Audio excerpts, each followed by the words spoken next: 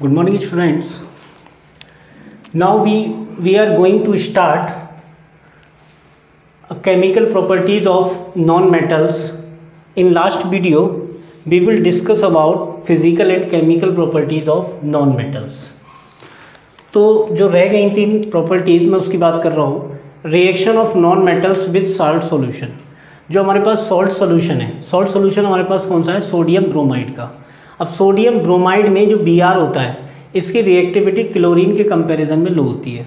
तो यहाँ पर ये होता है कि जो हाई रिएक्टिव नॉन मेटल होती है, हाई रिएक्टिव नॉन मेटल जैसे क्लोरीन, तो क्लोरीन की रिएक्टिविटी ब्रोमीन के कंपैरिजन में ज़्यादा होती है. तो chlorine can displace bromine from salt it's salt solution. तो सोडियम ब्रोमाइड से क्लोरीन ब्रोमीन को यहाँ डिस्प्लेस कर देगी. तो NaBr जो होगा वो हमारा सोडियम ब्रोमाइड है, क्लोरीन के साथ रिएक्शन करेगा तो NaCl प्लस Br2 बन जाएगा. तो chlorine can displace bromine from sodium bromide. तो यहाँ पर जो नॉन मेटल्स हैं उनकी जो मैं सॉल्ट सॉल्यूशन से रिएक्शन करा रहा हूँ, तो जिन नॉन मेटल्स की रिएक्टिविटी हाई है वो लो रिएक्टिव नॉन मेटल्स को उसके सॉल्ट सॉल्यूशन से डिस्प्लेस कर देती है.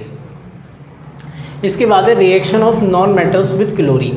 क्लोरीन के साथ अगर मैं रिएक्शन कराऊँ नॉन मेटल्स की, जैसे मान लीजिए हाइड्रोजन की रिएक्शन करा दूँ मैं क्लोरीन के साथ, तो ऐसा होता है कि हाइड्रोजन जब क्लोरीन के साथ रिएक्शन करता है तो एक कोवेलेंट कंपाउंड बनता है HCl, और ये नॉन इलेक्ट्रोलाइट की तरह यहाँ काम करेगा. तो हाइड्रोजन और क्लोरीन आपस में मिक्स होकर क्या बनाएंगे? 2HCl. तो यहाँ पर जब भी कभी क्लोरीन की रिएक्शन किसी भी आप नॉन मेटल से कराएंगे तो फिर वो इसके साथ एक कोवेलेंट कंपाउंड बना लेगा, जैसे HCl बना लिया. यहाँ पर उसने क्या किया कि P4 है, फॉस्फोरस. फॉस्फोरस फॉस्फोरस जो होता है वो P4 में रहता है. यानी कि यहाँ पर मैं बात करूँ तो इसकी जो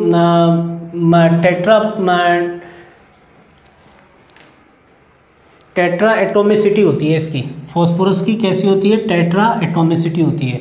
जैसे मान लीजिए सोडियम की एटोमिसिटी कितनी होती है? 1. क्लोरीन की एटोमिसिटी कितनी होती है? 2. क्योंकि जितना भी ये नंबर लगा होता है ना, ये जो नंबर होता है इसको रिप्रेजेंट करता है कि उसकी एटोमिसिटी कितनी है, यानी कितने एटम्स उसके साथ कंबाइन है. तो यहाँ पर फास्फोरस के 4 एटम्स कंबाइन है, ये टेट्रा एटॉमिक होता है P4. और अगर मैं इसकी क्लोरीन से करा दूँ, डाई एटॉमिक मॉलिक्यूल से क्लोरीन से करा दूँ, तो ये इसके साथ कंपाउंड बनाने लग जाएगा, कोवेलेंट कंपाउंड होगा फॉस्फोरस ट्राईक्लोराइड. तो ये इसके साथ PCl3 बनाएगा, फॉस्फोरस ट्राईक्लोराइड. इसके बाद नेक्स्ट है reaction of non metals with hydrogen. अगर मैं नॉन मेटल्स की रिएक्शन हाइड्रोजन के साथ करा दूँ तो यहाँ पर क्या होगा? जैसे मान लीजिए मैंने नॉन मेटल ले लिया सल्फ़र, तो सल्फ़र क्या है कि सल्फ़र इसके साथ रिएक्शन करेगा, सॉलिड होता है ये, हाइड्रोजन के साथ रिएक्शन करेगा और क्या बनाएगा? H2S. अगर हाइड्रोजन के साथ नॉन मेटल रिएक्शन करेगा तो फिर वो क्या बनाएगा उसके साथ में? H2S. अगर मैं नाइट्रोजन गैस की रिएक्शन करा दूँ हाइड्रोजन के साथ में, तो यहाँ पर बनने लग जाता है अमोनिया. तो यहाँ पर बन जाएगा NH3 अमोनिया. तो ये इसकी केमिकल प्रॉपर्टीज़ हैं. Difference between metals and non metals. Metals non metals में क्या डिफरेंस होते हैं? अभी तक हमने इंडिविजुअली स्टडी की थी मेटल और नॉन मेटल की. अब हम उनके डिफरेंसेस देख रहे हैं फिजिकल और केमिकल प्रॉपर्टीज़ के बेसिस पर. तो जो मेटल्स होती हैं और जो नॉन मेटल्स हैं, तो जितनी भी मेटल्स होती हैं वो दीज आर मेलिएबल. मेलिएबल का मतलब अगर आप उस पर किसी हैमर से आप उसको बीट करते हो तो वो टूटेंगी नहीं. डक्टाइल होती हैं, उसके थिन वायर्स बनाए जा सकते हैं. लस्टर्स होती हैं, उनकी सरफेस जो है वो शाइनी सरफेस होती है. जबकि नॉन मेटल्स में ऐसा कुछ भी नहीं होता. नॉन मेटल्स नॉन मेलिएबल होती हैं, नॉन डक्टाइल होती हैं, नॉन लस्टर्स होती हैं. ना तो उनके अंदर लस्टर की कोई प्रॉपर्टी होती है, ना ही तो उनकी शाइनी सरफेस होती है, ना ही उनके थिन वायर्स बनाए जा सकते हैं, और ना ही उनमें कोई मेलिएबिलिटी होती है. नॉन मेटल्स कैसी होती हैं? ब्रटल होती हैं. ब्रटल का मतलब ये है कि आप उसको किसी चीज़ से बीट करते हैं तो वो ईजिली ब्रेक हो जाती हैं. तो नॉन मेटल्स ईजिली ब्रेक हो जाती हैं, इसको हम बोलते हैं ब्रिटल. ये नॉन ब्रिटल होती हैं, जबकि ये कैसी होती है? ब्रिटल होती है. तो ये तो इसकी फर्स्ट प्रॉपर्टी होती है ये वाली. दूसरी प्रॉपर्टी मेटल की बात करूँ तो good conductor of heat and electricity. Mostly metal good conductor of heat and electricity होती है. क्यों होती है? क्योंकि metals can give easily electron, आसानी से इलेक्ट्रॉन दे देती हैं, इसीलिए वो good conductor of heat and electricity होती हैं. और नॉन मेटल्स की अगर मैं बात करूं तो ये bad conductor of heat and electricity. तो इनमें इलेक्ट्रिसिटी, हीट और इलेक्ट्रिसिटी के लिए बैड कंडक्टर है, एक्सेप्ट ग्रेफाइट. ग्रेफाइट जो होता है PHIT।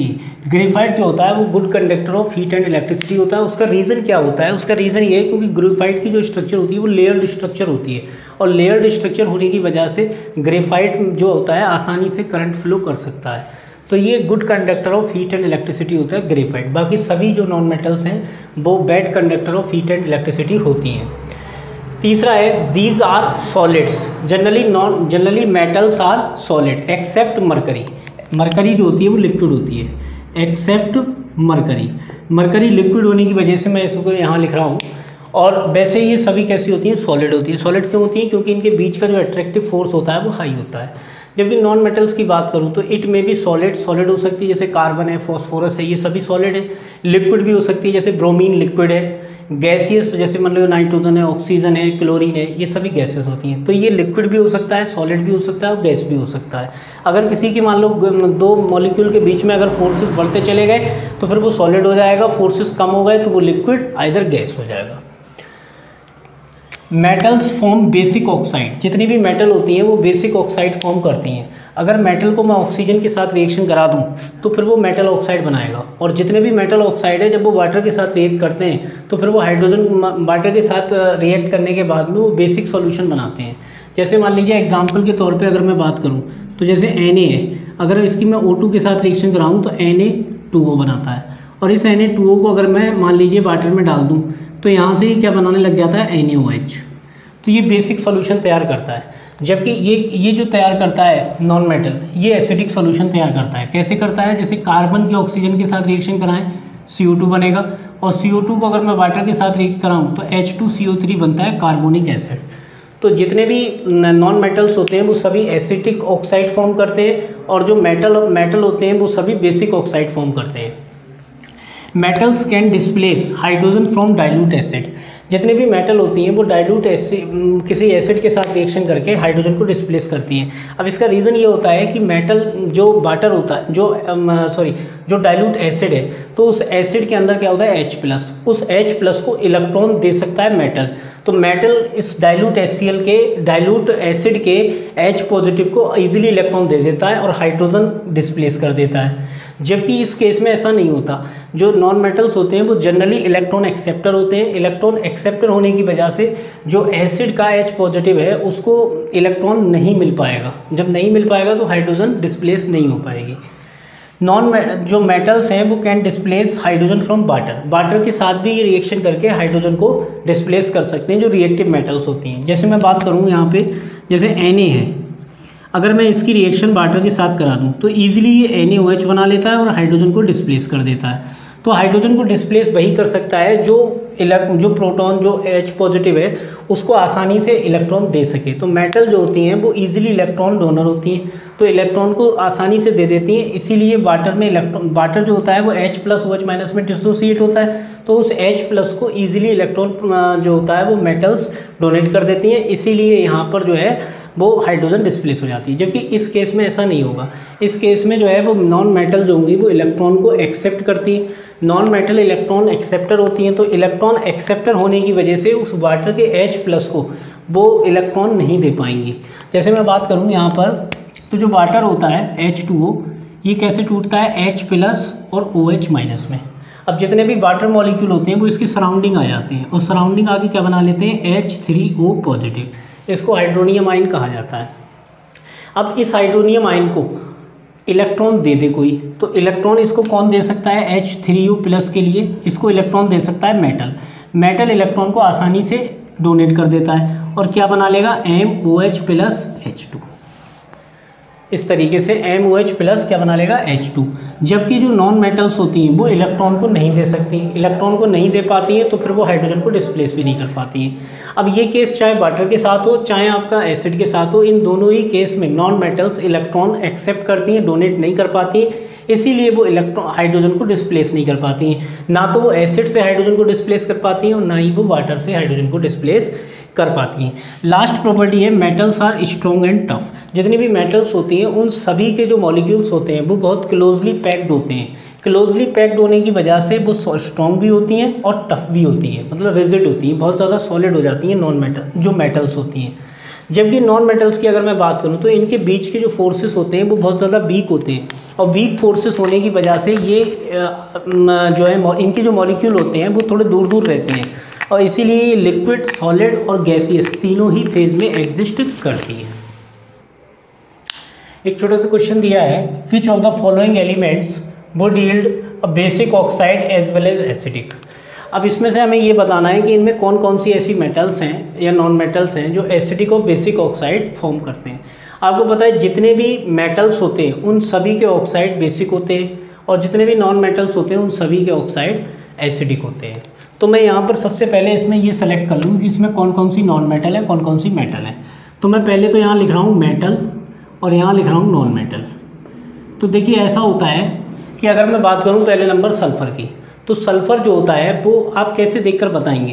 पीरियोडिक टेबल में जब आप लेफ़्ट टू राइट जाते हैं तो राइट साइड में जितनी भी है वो सब नॉन मेटल्स हैं। सल्फ़र देखने में तो सॉलिड होता है बट एक्चुअली क्या है, नॉन मेटल, क्योंकि सल्फ़र क्या करता है, इलेक्ट्रॉन को एक्सेप्ट करता है, और उसके अंदर ना तो मेलिएबिलिटी की प्रॉपर्टी होती है, ना तो वो डक्टाइल होता है, और ना ही उसकी सरफेस शाइनी होती है, मतलब लस्टर होता है। तो सल्फ़र आ जाता है इस केस में। फॉस्फोरस भी इसी केस में आ जाएगा। तो सल्फ़र है, फॉस्फोरस है, ये दोनों ही क्या है यहाँ पर, नॉन मेटल, क्योंकि ये दोनों सॉलिड हैं। लेकिन सॉलिड होने के साथ साथ ऐसा नहीं है कि मतलब ये जो है मेटल की कैटेगरी में आ जाएंगे, क्योंकि ये इलेक्ट्रॉन को एक्सेप्ट करते हैं। कैल्शियम जो है वो हमारा मेटल है, कैल्शियम मेटल होता है, इलेक्ट्रॉन डोनेट करता है।